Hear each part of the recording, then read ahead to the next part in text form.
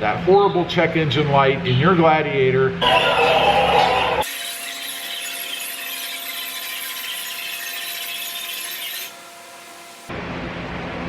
Well, good afternoon everybody, and welcome back to the channel.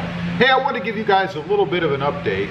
I had posted a video, I don't know, maybe 3 weeks ago, something like that, about an issue I was having with the Jeep Gladiator back there, and that was the check engine light. The check engine light had come on, and we plugged in one of those code readers and found out that it was a misfire code, a cylinder misfire code. And I've heard of a few people having this now. Matter of fact, actually a lot. So much so that supposedly Chrysler is taking a look at it. Now, I don't know if it's just an error code that pops up that's not warranted, or if there really is an issue. We'll find out, time will tell. But we cleared the code because I wanted to see if it happened again. Because this can also be caused by bad gas, right? I mean, if you're running gas that doesn't ignite properly the way it's supposed to, you could have a cylinder misfire. So we cleared the code and reset it, if you will. And it's been, like I said, about 3 weeks. And so far, I haven't had any issues. In other words, the code has not come back on.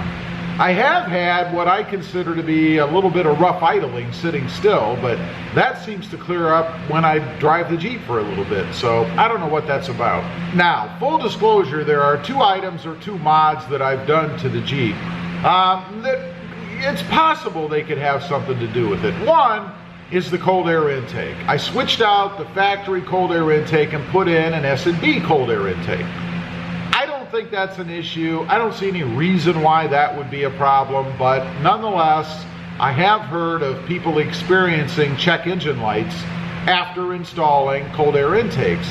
But I think that's generally because they've not installed the MAF sensor correctly, and it's not reading the air coming into the motor through the cold air intake. I don't have a problem with that. I checked it. I am 100% sure that it is aligned and in there properly. You really can't screw it up with the S&B cold air intake. The other thing is I put an auto stop eliminator in the truck.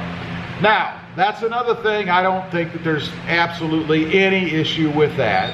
But again, full disclosure, these are a couple of things that I've done that potentially could affect the truck because of the way they work, I guess. The cold air intake obviously sucks air into the engine for ignition, and obviously could cause a problem if there were a problem with the unit itself. And the stop eliminator, I mean, it does stop the truck from shutting off like it wants to, but it mimics pushing the button to tell the truck that you've deactivated that function. And that's all it does.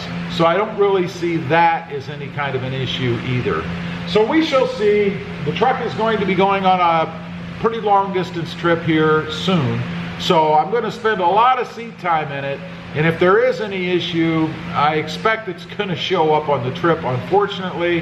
I hope that doesn't happen. I mean, the worst thing for me would be to be several hundred miles away from home and have some kind of a problem with the truck, or even worse, to be out in the middle of nowhere and have it fail, shut down. Hopefully not. It'll make for a heck of a video, but it's not a video I want to make.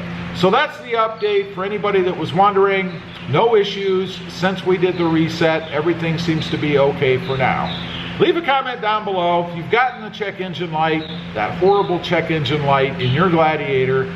Did you take it in, and what did they find? What was the resolution, if anything? I'd be curious to know.